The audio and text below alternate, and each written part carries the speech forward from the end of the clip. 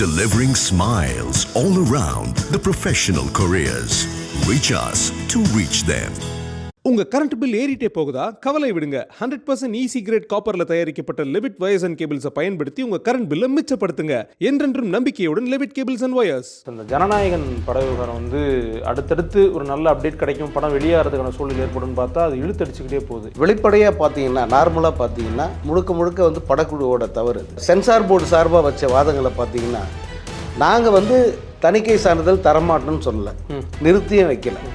நாங்கள் இதுதான் அடுத்த கட்டம், இதுதான் நாங்கள் சொன்னோம். இப்போது இந்த நடைமுறையை சிக்கலாக்குனது யார்? படக்குழு தான் சிக்கலாக்குது. சீக்கிரமாகவே சென்சாருக்கு அப்ளை பண்ணியிருக்கணும், நிச்சயமாக பண்ணியிருக்கணும். இவங்க படத்தை எப்போ முடிச்சேன்னு சொன்னாங்க? ஜூன் மாதமே முடிச்சிட்டேன்னு சொன்னாங்க. இவங்க ஒரு ஆடியோ லான்ச், அதாவது ட்ரெய்லர் லான்ச்சுன்னு பண்ணாங்க. மொத்த தேட்டருமே அடிச்சு நொறுக்கிட்டு வந்துட்டாங்க. அதை யாராவது வெளியிலிருந்து வந்து செஞ்சாங்களா? அவங்களே செஞ்சது தான். அது ஒரு பெரிய விளம்பரமாச்சு. அப்புறம் காலையில் 6 மணி காட்சிக்கு இங்கே அனுமதி கிடையாது, யார் படமாக இருந்தாலும் அனுமதி கிடையாது. அந்த கடவுளே நடித்து ஒரு படம் வந்தாலும் நாங்கள் 6 மணிக்கு கொடுக்க மாட்டோம், அதில் உறுதியாக இருக்குது இந்த அரசாங்கம். அப்போ அது தெரிஞ்சே இவங்க என்ன பண்ணுறாங்கன்னா, கோர்ட்டுக்கு கேஸ் போடுறாங்க. கோர்ட்டில் போயிட்டு எனக்கு 6 மணி ஷோவுக்கு, ஸ்பெஷல் ஷோவுக்கு பர்மிஷன் வேணுன்ட்டு தரமாட்டாங்கன்னு தெரிஞ்சு யார் கோர்ட்டுக்கு போக சொல்கிறது? ஏன்னா ஃப்ரீ பப்ளிசிட்டி. அந்த ருசி அவங்களுக்கு தெரிஞ்சிருச்சு. HiQE campus NEET crash 2026 revision attack. எங்க டீச்சர்ஸ் உங்க டைம்ல இந்தியா ரேட்ல. உடனே ஜாயின் பண்ணுங்க. வெறும் ரூபாய் 4720 மட்டுமே. ஆகாயம் நேயர்களுக்கு வணக்கம். மூத்த பத்திரிகையாளரும் சினிமா விமர்சகருமான திரு சங்கர் அவர்கள் நம்ம கூட இருக்காங்க. சினிமா சம்பந்தப்பட்ட பல்வேறு விஷயங்கள் அவங்க கூட தான் பேச போகிறோம். வணக்கம் சார். வணக்கம்.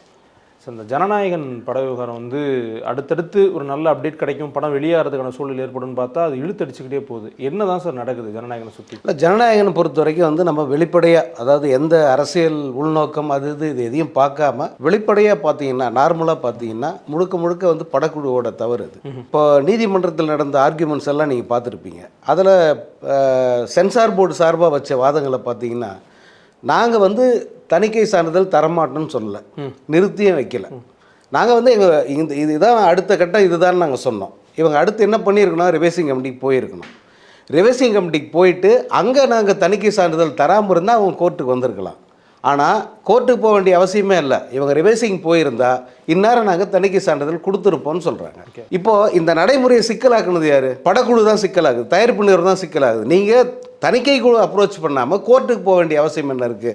இன்னொன்று, எப்போயுமே நம்ம பார்த்த வரைக்கும் முதல்ல சென்சார் சான்றிதழ் வாங்கிடுவாங்க.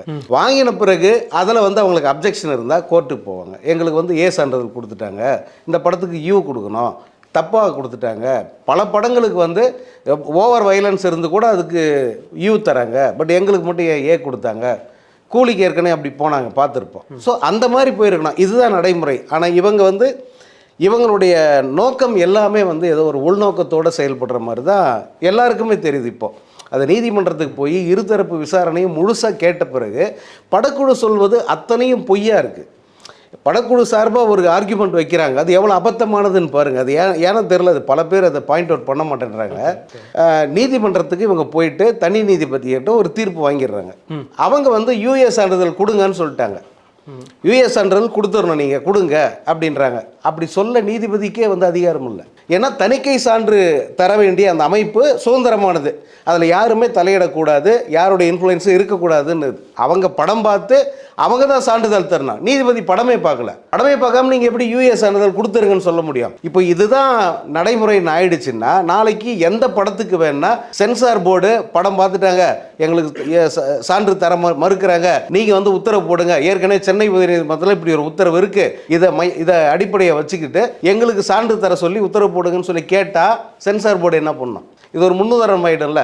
உடனடியாக அவங்க அப்பீலுக்கு போகிறாங்க. அப்பீலுக்கு போன பிறகு இந்த தனி நீதிபதியோட உத்தரவை ரத்து பண்ணுறாங்க. இதை இந்த ஜனநாயகன் படத்தினுடைய வழக்கறிஞர் எப்படி கொண்டு போகிறாருங்கன்னா, அவங்க தீர்ப்பு வாங்கிட்டாங்க, அதாவது தீர்ப்பு எங்களுக்கு கிடைச்சிருச்சு. அவங்க உடனடியாக நீதிமன்றத்துக்கு போயிட்டு அதுக்கு தடை வாங்கிட்டாங்க.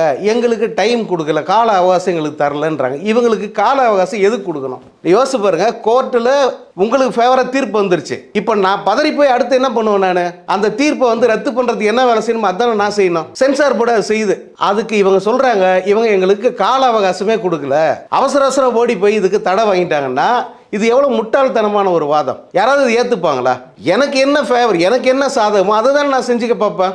நீ நீதிமன்ற தீர்ப்பை வாங்கிட்டு அதுக்கு ஒரு சர்டிஃபிகேட் வர வரைக்கும் வெயிட் பண்ணி அப்புறமா நான் போய் கோர்ட்டில் அப்பீல் பண்ண முடியுமா? எவ்வளவு முட்டாள்தனமான வாதங்கள், அவ்வளவு பொய்யான விஷயங்கள் எடுத்து வைக்கிறாங்க. அதே போல அமேசான் நிறுவனம் எங்களை கட்டாயப்படுத்தும், எங்களுக்கு வந்து லீகலா பிரச்சனை, அதுவும் பிரச்சனை. அது கோர்ட்டுக்கு அதை பத்தி அவசியம் இல்லை. சென்சார் போர்டுக்கு அதை பத்தி கவலையே கிடையாது. எனது 500 கோடி ரூபாய் போயிடுச்சுன்னா 500 கோடி நீ செலவு பண்ணி இல்லையாங்கிறது அது வந்து இவங்களுக்கு தான் தெரியும், அவங்களுக்கு தான் தெரியாது. ஒரு 60 கோடி ரூபாய் செலவு பண்ணாத ஒரு படத்துக்கு 500 கோடி செலவு பண்ண பச்சையா நீதிமன்றத்தில் பொய் சொல்றாங்க. அப்ப நீங்க எதுக்காக இந்த பொய்யை தொடர்ந்து சொல்றீங்க? 500 கோடி எதுக்கு சொல்றீங்க? முதல் நாளிலேயே நாங்க 500 கோடி வசூல் எடுத்துறேன்னு சொல்ல போறியா? இந்த படத்துக்கு 500 கோடி வசூல் வருமா? முதல்ல எங்க வரும்? எத்தனை தியேட்டர்ல நீ வந்து ரிலீஸ் பண்ணா இந்த 500 கோடி எடுக்க முடியும்? ஒரு அபத்தமான பொய்யை தெரியலையாது. இப்படி தொடர்ந்து இந்த ஜனநாயகன் படக்குழு பொய்யை வந்து அவங்க செட் பண்றாங்க. அப்ப இவங்களுடைய நோக்கம் என்னன்னா, இந்த படத்துக்கான ஹைப்பை எதிர்மறையை ஏத்துறது தான் அவங்களுடைய நோக்கம். இது பல பேர் வந்து இந்த குற்றச்சாட்டை முன்வைக்கிறாங்க. அது நிஜம்தான் அப்படின்னு நிரூபிக்கிற மாதிரி தான் இந்த படக்குழு அவருடைய வாதத்தை வந்து அங்க முன் வச்சிருக்காங்க. முழுக்க இது வந்து ஜனநாயகன் படக்குழுவோட தவற சென்சார் போர்டுக்கு உள்நோக்கம் இருக்கு, இது அரசியல் ஆதாயம் இருக்கு, இதெல்லாம் நிரூபிக்கப்படாத குற்றச்சாட்டு. இதெல்லாம் அவங்களால எந்த காலத்திலும் நிரூபிக்க முடியாது. ஒரு அசம்ப்ஷன்ல சொல்லிக்கிட்டு போலாம். ஆனா வெளிப்படையா பாத்தீங்கன்னா முழுக்க சென்சார் போர்டு பக்கம் நியாயம் இருக்கு, இந்த ஜனநாயகன் டீம் பக்கம் வந்து எந்த விதமான நியாயமும் இல்ல அப்படிங்கிறது தெரியும். இப்போ வந்து திரு விஜய் அவர்கள் வந்து அரசியலுக்கு வந்துட்டாங்க. ஸோ நேரடியாவோ இல்லைன்னா மறைமுகமாகவோ அழுத்தம் இருக்கலாம் அப்படின்ற ஒரு பார்வை வந்து எல்லாருக்குமே இருக்கு சார். அதான் சொல்றேன், அது அசம்ப்ஷன் தானே. ஓகே, உங்களால எப்படி நிரூபிக்க முடியும்? சென்சார் போர்டு கேட்கறாங்க, எப்பா யாரோ ஒருத்தன் புகார் சொல்லிட்டான்னு சொன்னேன், அந்த புகார் சொன்னால் யார் சொல்லுன்னு நீதிபதி கேட்கிறார், தலைமை நீதிபதி கேட்கிறார். அது நம்ம ஒரு யூகமா வேணா சொல்லலாம், இல்ல ஒரு பார்வை இருக்கு. இல்ல அவங்க என்ன சொல்றாங்கன்னா, சார் சென்சார் சான்றிதழ் கொடுக்கிற வரைக்கும் இது யாருன்னு எங்களால் வெளியே சொல்ல முடியாது சார், சட்டப்படி சொல்லக்கூடாதுன்றாங்க. ஓகேவா? அப்ப இதை எப்படி நீங்க அழுத்தம் எடுத்துப்பீங்க? அவன் எல்லாமே வந்து லீகலா அவங்களுடைய ஆர்குமெண்ட்ஸ்ங்கிறது லீகலா சரியா இருக்கு, இவங்களுடைய ஆர்குமெண்ட்ஸ் அவ்வளவு தப்பா இருக்கு. ஆனா சார், இப்போ இந்த மாதிரி ஒரு சிச்சுவேஷன் வரும்ன்றத கொஞ்சம் சுதாரிச்சு அவங்க சீக்கிரமாவே சென்சாருக்கு அப்ளை பண்ணிருக்கணும். நிச்சயமா பண்ணிருக்கணும். இன்னொன்னு, டிசம்பர் 18ஆம் தேதி படத்தை கொடுத்தாங்கல்ல, இவங்க படத்தை எப்ப முடிச்சேன்னு சொன்னாங்க? இவங்க படத்தை வந்து ஜூன் மாசமே முடிச்சிட்டேன்னு சொன்னாங்க. நாங்க வந்து தீபாவளிக்கு வர போறோம்னு சொன்னாங்க. அதுக்கப்புறமா வந்து தள்ளி போட்டது யாரு? எதுக்கு தள்ளி போட்டாங்க? அப்ப கரூர்ல இந்த பிரச்சாரம் எல்லாம் நடத்தி அந்த போட்டோ ஷூட் எல்லாம் பண்ணி அந்த வீடியோ ஃபுட்டேஜ் எல்லாம் கொண்டு வந்து இதுல சேர்த்து திரும்ப புதுசா வந்து அவங்க சென்சாருக்கு அப்ளை பண்றாங்க. இப்போ இது ஜூன் மாசமே முடிஞ்ச படத்தை ஏன் நவம்பர் மாசம் கொடுத்து நீங்க சென்சார் சான்றிதழ் வாங்க வேண்டியது தானே? எதுக்கு தாமதம் பண்ணீங்க? கடைசி நேரத்தில் எதுக்கு வந்து இந்த முயற்சி? அப்படி அவங்க வந்து இத்தனை கட்டு நான் கொடுத்துருக்கோம், இது ரிவைசிங் போக வேண்டி இருக்குன்னு சொன்னா மறுபேச்சு இல்லாம வந்து பராசக்தி குழு வந்து ரிவைசிங் கமிட்டி போறாங்க, வெயிட் பண்றாங்க. 10ஆம் தேதி படம் ரிலீஸ், 9ஆம் தேதி சாயந்தரம் தான் அவங்களுக்கு சர்டிபிகேட் கிடைக்குது. அவ்வளவு காலம் வெயிட் பண்றாங்க. அவங்களுக்கு கோர்ட்டு போக தெரியாதா? நீங்களும் அது போல வெயிட் பண்ணிருக்கலாமே. 10ஆம் தேதின்றது இன்னொரு 2 நாள் கழிச்சு கிடைச்சா மட்டும் என்ன பொங்கலுக்குள்ள படத்தை ரிலீஸ் பண்ணிருக்க முடியல? அப்போ இவங்க உள்நோக்கத்தோட தானே இதை செஞ்சாங்க அப்படின்னு எடுத்துக்கணும். இன்னொரு பக்கம் சார், இது வந்து ஆல்ரெடி வாங்கியிருந்த அமேசான் நிறுவனமே எங்களுக்கு வந்து ஒரு தெளிவு வேணும், இல்லைன்னா லீகலா மூவ் பண்ணும் அப்படின்ற மாதிரி சொல்றாங்க, தகவல்லாம் பார்க்குறோம். அது என்ன நிலவரத்தில் சார் இருக்கு? இல்ல, அமேசான் வந்து படம் ரிலீஸ் ஆகி 6 வாரம் 4 வாரத்தில் வந்து அவங்க ஓடிடியில் ரிலீஸ் பண்ணோம். அது அவங்களுக்கு அக்ரிமெண்ட். இப்போ படம் இன்னும் ரிலீஸ் ஆகல. இந்த படம் எப்போ ரிலீஸ் ஆகுதோ அதுல இருந்து 4 வாரம். இது அப்படித்தான் எடுத்துக்கணும். இது ஒன்றும் பெரிய நெருக்கடியெல்லாம் ஒன்றும் இல்லை. நான் படத்தையே இன்னும் ரிலீஸ் பண்ணல தேட்டரிக்கல் ரிலீஸ்ல இருந்து 4 வாரம்ங்கிறது தான் அக்ரிமெண்ட். இவங்க 9ஆம் தேதி ஃபிக்ஸ் பண்ணிட்டாங்க.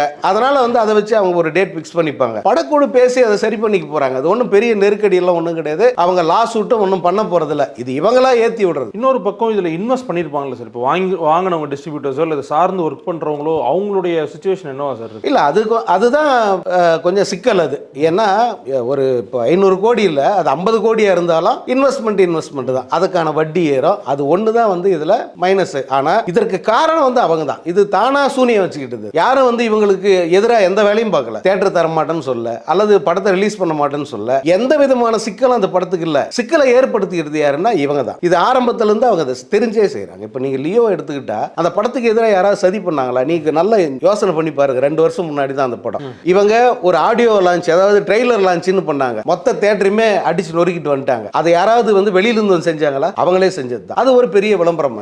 ரசிகர்கள் எப்படி ஆர்ப்பரிக்கும் போது படக்குழு எப்படி? அதான் சொல்றேன். அதுக்கு அடுத்து வந்து பாத்தீங்கன்னா இவங்க ஒரு நிகழ்ச்சி நடத்துறதுக்காக பர்மிஷன் கேட்கறாங்க. இது ஏற்கனவே இப்படி ஆயிடுச்சு, பர்மிஷன் தர முடியாது அப்படின்னு வந்து சொல்லிட்டாங்க. அதை ஏத்து கோர்ட்டுக்கு போறாங்க. அது ஒரு வழக்காகுது. அது பரபரப்பா பேசுறாங்க. அப்புறம் காலையில 6 மணி காட்சிக்கு இங்க அனுமதி கிடையாது. யார் படம் வந்தாலும் அனுமதி கிடையாது. அந்த கடவுளே நடிச்சு ஒரு படம் வந்தாலும் நாங்க 6 மணிக்கு கொடுக்க மாட்டோம். அதுல உறுதியா இருக்கு இந்த அரசாங்கம். அப்போ அது தெரிஞ்சே இவங்க என்ன பண்றாங்கன்னா கோர்ட்டுக்கு கேஸ் போடுறாங்க கோர்ட்டில் போயிட்டு, எனக்கு 6 மணி ஷோவுக்கு ஸ்பெஷல் ஷோவுக்கு பர்மிஷன் வேணும்ட்டு. தரமாட்டாங்கன்னு தெரிஞ்சு யார் கோர்ட்டுக்கு போக சொல்றது? எதுக்காக அதை செய்றீங்க?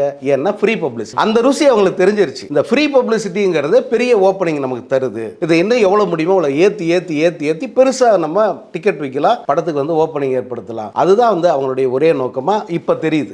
இப்போ இதுக்கு முன்ன வரைக்கும் இவங்களுக்கு உண்மையிலே வந்து ஏதோ ஒரு இந்த சென்சார் போர்டுக்கு ஒரு உள்நோக்கம் இருக்கு, அழுத்தம் இருக்கு, இப்படி எல்லாம் தான் வந்து பல பேர் பார்த்தாங்க. பட் இவங்களோட ஆர்குமெண்ட்ஸ், இவங்க நடந்துக்கிற விதம், இவங்க எடுத்து வைக்கிற காரணங்கள், இது எல்லாத்தையும் பார்த்தீங்கன்னா இது முழுக்க வேண்டுமென்றே ஒரு ஓவர் ஹைப் கொடுக்கறதுக்காக இவங்க பண்றாங்க. அதுதான் உண்மை. படம் வெளியாகும் போது சார், இப்போ டேட் தள்ளி போகுது, கொஞ்சம் சிக்கல்லாம் நம்ம பார்க்குறோம். இப்போ படம் வெளியாகும் போது அந்த எதிர்பார்ப்பு இல்லைன்னா வந்து அந்த ரெஸ்பான்ஸ் வந்து இருக்குமா சார் தள்ளி வெளியாகிறதுனால? எப்பயுமே வந்து இந்த மாதிரி பெரிய படங்கள் ரிப்பீட்டடாக தள்ளி போகுதுன்னு வச்சுக்கோங்களேன், ஃப்ரீக்வெண்ட்டாக தள்ளி போகுது. ஒரு வாட்டி தள்ளி போய் வந்ததுன்னா ஒரு ஹைப் இருக்கும். தொடர்ச்சியாக வந்து இது என்ன தேதினே தெரியாது. இப்போ பாருங்க, மறு தேதி குறிப்பிடாம தீர்ப்பு ஒத்தி வச்சுட்டேன். அப்படியே தீர்ப்பு கொடுத்தாலும் சென்சார் போர்டு கேட்கிற கால அவகாசத்தை கொடுக்கணும்னு தான் தலைமை நீதிபதி சொல்றாரு. அப்போ 20 நாள் அந்த குழுவை அமைப்பதற்கு 20 நாள் வேணும்னு சொல்றாரு. அப்போ 20 நாள் கழிச்சு படம் பார்க்கறதுக்கு ஒரு குறிப்பிட்ட அளவு டைம் வேணும் அவங்களுக்கு. அது ஒரு 10 நாள். 1 மாத காலம் இந்த படம் வெளியாவதற்கு வாய்ப்பு இல்லை. அதாவது சென்சார் சான்றிதழ் வருவதற்கு இன்னும் 1 மாசம். அப்போ இந்த 1 மாசம் கழிச்சோ இல்லைன்னா இன்னொரு டேட்ல ரிலீஸ் ஆகும்போது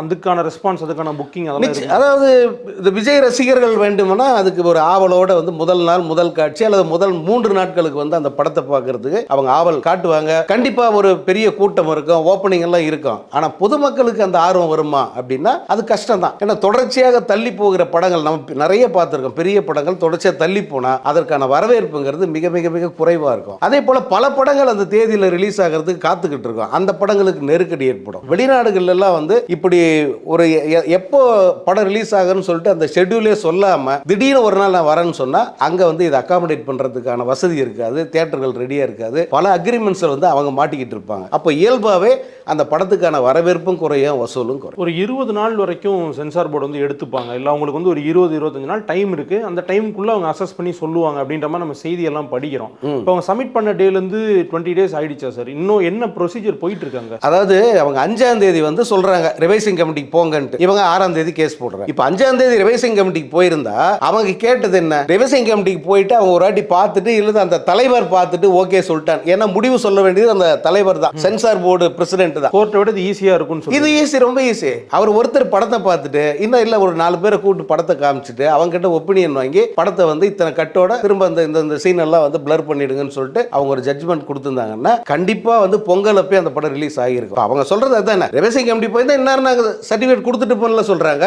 ரொம்ப சிம்பிளான நடைமுறையை விட்டுட்டு இங்க தனி நீதிபதி, அப்புறம் அப்பீல், அப்புறம் சுப்ரீம் கோர்ட், திரும்ப தனி இந்த மெட்ராஸ் ஹைகோர்ட், திரும்ப அது வந்து போஸ்ட்போன் பண்ணியிருக்காங்க. இது எல்லாம் இழுத்து விட்டது யாருன்னா படக்குழு தான். அப்போ இது முழுக்க வந்து அவங்க செய்யறது தான். இதை யாரு மேலேயும் நம்ம குறை சொல்ல முடியாது. கேவிஎன் நிறுவனம் வந்து ஒரு பெரிய படம் அடுத்து அவங்களுடைய ப்ரொடக்ஷன்ல பண்ணியிருக்காங்க, டாக்ஸிக் பண்ணியிருக்காங்க. இப்போ இந்த படம் சம்பந்தமா கேவிஎன் வந்து என்ன மூவ் இல்லை என்ன நடவடிக்கை எடுத்திருக்காங்க? அதான் அவங்க செய்யறதெல்லாம் பார்க்கும்போது இந்த படத்தை வந்து நம்ம எப்படியாவது பிப்ரவரியில் பண்ணிடணும் அப்படின்னு அவங்க முயற்சி பண்றாங்க. பட் கோர்ட் நடைமுறைப்படி பார்த்தீங்கன்னா பிப்ரவரிக்கு வாய்ப்பு இல்லை. 1 மாசம் அப்படின்னு சொன்னா தேர்தல் வந்து அவங்க அதுக்குள்ள தேர்தல் அறிவிச்சிருவாங்க. தேர்தல் நேரத்தில் ஜனநாயகன் மாதிரி ஒரு படத்தை ரிலீஸ் பண்ண முடியுமா அப்படிங்கிற சந்தேகம் தான். ஏன்னா அதில் பிரச்சாரம் இருக்கு, அரசியல் பேசியிருக்காங்க. இப்போ இந்த படத்தை வந்து கடுமையாக எதிர்க்கிற அல்லது விஜயனுடைய அரசியல் நிலைப்பாட்டை கடுமையாக எதிர்க்கிற அரசியல் கட்சிகள் அல்லது தனிநபர்கள் யார் வேணும்னாலும் திரும்ப கேஸ் போடுவாங்க. ஏன்னா இந்த படம் அரசியல் பேசுது. இது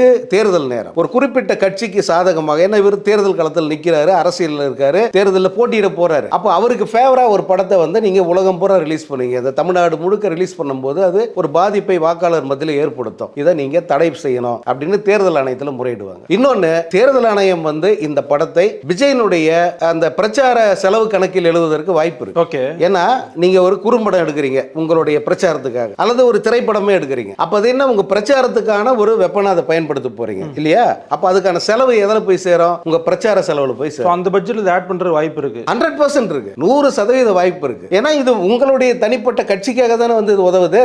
அப்போ இந்த செலவு, இந்த 500 கோடி நீங்க சொல்றீங்களா, இந்த 500 கோடியை விஜயனுடைய பிரச்சார செலவுல எழுதுவாங்க. ஒரு நபர் இவ்வளவுதான் செலவு பண்ணணும்னு சொல்லிட்டு தேர்தல் ஆணையம் ஒரு விதிமுறை வகுத்திருக்கு.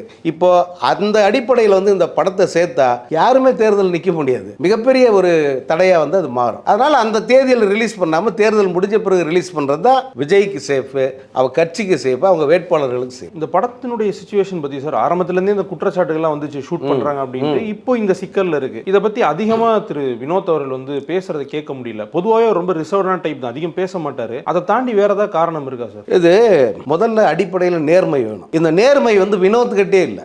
நம்ம அவருடைய படங்கள், அவருடைய அந்த படைப்பு திறன் இதையெல்லாம் வச்சு அவர் மேலே ஒரு மரியாதை இருந்தது எல்லாருக்குமே.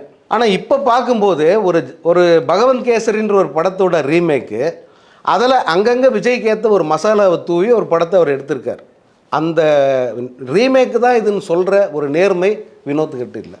அந்த ஆடியோ லான்ச் செல்வர் என்ன சொல்கிறாரு, இது விஜய் சாரோட படம். அப்போ பகவந்த் கேசரி ட்ரெய்லரை கூட உன்னால் மாற்ற முடியாமல் அந்த ட்ரெய்லரை அப்படியே தூக்கி இதில் வச்சிருக்கியே, இது விஜய் படமா பாலையா படமா அப்படின்னு ஒரு கேள்வி இருக்குல்ல. உங்களுக்கு அடிப்படையில் அந்த நேர்மையே இல்லையே. இந்த படம் தொடர்பான அனைத்து விஷயங்களையுமே பாருங்கள், பொய்யான ஒரு கட்டமைப்பை அவங்களே செய்கிறாங்க. எதையும் நேர்மையாக ஒத்துக்க மாட்டேறாங்க. ஆமாம், பகவத் கேசரியோட ரீமேக் தான், என்னப்போ நாங்கள் தமிழுக்கு ஏற்ற மாதிரி மாற்றிருக்கோன்னா யாரும் தலை செய்விட போகிறாங்களா? ரெண்டாவது, இந்த படத்தில் வந்து கரூர் அல்லது அதுக்கு முன்னே விஜய் பிரச்சாரம் பண்ண இடத்துல ஃபுட்டேஜஸ் நாங்கள் எடுத்திருக்கோம். அந்த ஃபுட்டேஜஸை இதில் இணைச்சிருக்கோம். உண்மையிலே வந்து நீ ஒரு நேர்மையான படைப்பாளியாக இருந்தால் அதை ஒத்துக்கணும். இல்லை சார், அது ஆனால் அப்படி பண்ணியிருந்தா தானே சொல்ல முடியும் அவங்களால. நீங்கள் ட்ரெய்லர்லாம் அதை தானே காட்டுறீங்க. நீளமான பஸ்ஸில் வந்து அவர் ஓடி ஓடி வசனம் பேசுகிறாரு. அது பிரச்சார வண்டி தானே. அது பஸ்ஸோட கலரை மாற்றிட்டு அது என்ன மாறிட போதா என்ன? அது பிரச்சார வண்டி தான். அது ஷூட்டிங்காக மேபி தனியாக கூட எடுத்துருக்கலாம்ல சார், இந்த படத்துக்காக தனியாக கூட. அது எடுக்க முடியாமல் தான் இதை போய் ஷூட் பண்ணாங்க. அதானே அலிகேஷனே. நீ மறுக்கவே இல்லை எப்போ வரைக்கும். அப்போ பாருங்க, நான் ஒரு குற்றச்சாட்டு வைக்கிறேன், நீங்கள் அதை மறுக்கிறீங்க. இதுதானே வந்து இயல்பானது. அதே போல் ஒட்டுமொத்த மீடியாவும் பெரிய பெரிய ஜாம்பவான்கள் இந்த குற்றச்சாட்டை முன் வச்சவங்க யாரும் சாதாரண ஆள் கிடையாது. நீங்கள் இந்த இந்தியாவே மதிக்கிற சர்வதேச அளவில் புகழ்பெற்ற பத்திரிகையாளர் திரு என் ராம் அவர்கள், அவர் இந்த குற்றச்சாட்டை முன்வைக்கிறார். இது வந்து ஷூட் பண்ணியிருக்காங்க, இத்தனை கேமரா, அந்த ஹெச்டி வெர்ஷன் கேமரா வந்து வச்சு ஷூட் பண்ணியிருக்காங்க, ட்ரோன் செல்வங்களை எடுத்திருக்காங்க, இதெல்லாம் படத்துக்கு ஷூட் பண்ணது அப்படிங்கிறது தெளிவாகுதுன்னு அவர் சொல்கிறார். அதை விட ஒருபடி மேலே போயிட்டு நக்கீரன் கோபால் வந்து ஆதாரத்தை ரிலீஸ் பண்ணுறாரு. இவ்வளோலாம் எடுத்திருக்காங்க, இத்தனை கேமரா பறந்துருக்கு, அது எல்லாத்தையும் வந்து அவங்க ஷூட் பண்ணி அதை வந்து அவங்க அம்பலப்படுத்தியிருக்காங்க. அதை தாங்க முடியாமல் தான் ஆதவர்ஜனை கத்துறான், அந்த மீசக்காரன் கேள்வி கேட்டுக்கிட்டே இருக்கான்னு சொல்லி கத்துறாப்புல இல்லை. அப்போது இதற்கெல்லாம் பதில் வந்து இப்போ வரைக்கும் சொல்லவே இல்லை. இதை சொல்ல வேண்டிய இடத்துல யார் இருக்காப்புல? இந்த வினோத் என்ற இயக்குனர் இருக்காரா இல்லையா? நீ உண்மையிலேயே நேர்மையான ஒரு படைப்பாளியாக இருந்தால், ஆமாங்க என்னை வந்து எடுக்க வச்சுட்டாங்க, அது தவறு தான், உன் மேலே பெரிய மரியாதை வந்துங்க எல்லாருக்குமே. இந்த ஒரு படம் உன்னை ஒன்றும் காப்பாற்ற போகிறது. அந்த படம் விழுந்துருச்சுன்னா வினோத் நிலைமை என்ன ஆகும்? இதுலேருந்து தப்பிச்சிக்கணும்னா, சார் எனக்கு நிர்பந்தம் ஆகிடுச்சு, இங்கே வந்து ஜூனியர் ஆர்டிஸ்ட் இவ்வளோ பேர் கிடைக்கல, அங்கே எடுத்துக்கலான்னாங்க, எடுத்துட்டோம் சார், முடிஞ்சு போச்சு. இன்றைக்கி இதெல்லாம் அம்பலம் ஆகிடுச்சுன்னா, இப்போ சிபிஐ என்கொயரிக்கு ஜான் ஆரோக்கியசாமி இன்னும் இருக்கிற எல்லாரையும் கூப்பிடுறாங்கல்ல, அது போல் வினோத்தை கூப்பிட்டு வாயா வந்து எவ்வளோ எத்தனை சீன் ஷூட் பண்ண சொல்லியான்னு சொல்லி கேட்டால் என்ன பண்ண போகிறாரு? கேட்க வாய்ப்பு இருக்குது. அதெல்லாம் அடிப்படையில் நேர்மை இல்லைங்கிறது தான் இந்த படத்துக்கு மிகப்பெரிய சிக்கல். அவங்களுக்கு வந்து இது அண்மை காலத்தில் இந்த விஜய் படங்கள் பார்த்தீங்கன்னா சிக்கலில் மாட்டுதுன்றாங்கல்ல, அந்த சிக்கல் வந்து அவங்க உருவாக்குற சிக்கல் தானே தவிர யாரும் வெளியிலேருந்து அதுக்கு சிக்கல் கொடுக்கறது இல்லை. ஓகே சார், உங்களுடைய நேரத்துக்கும் கருத்துக்களுக்கும் ரொம்ப நன்றி சார். நன்றி. Delivering smiles all around the professional careers. Reach us to reach them. உங்க கரண்ட் பில் ஏறிட்டே போகுதா? கவலை விடுங்க. 100% ஈஸி கிரேட் காப்பர்ல தயாரிக்கப்பட்ட லெவிட் வயர்ஸ் அண்ட் கேபிள்ஸை பயன்படுத்தி உங்க கரண்ட் பில்லை மிச்சப்படுத்துங்க. என்றென்றும் நம்பிக்கையுடன் Levitt cables and wires. Delivering smiles all around the professional careers. Reach us to reach them.